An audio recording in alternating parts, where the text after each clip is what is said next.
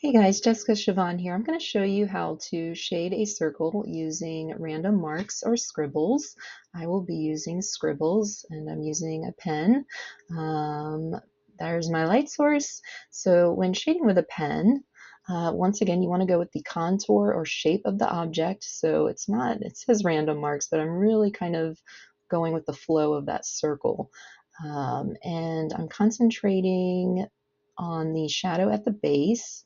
One trick is to not highlight your or not circle your highlight, because once you circle that highlight, you've got to try to blend it out, and that's very difficult when you're in a light area. So with pen, it's easy to get darker, but it's almost impossible to go lighter. So unless you use a white gel pen. So let's practice concentrating our lines in the darker areas.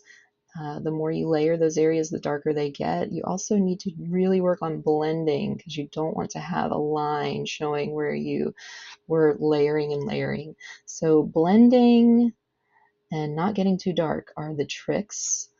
And there you have it.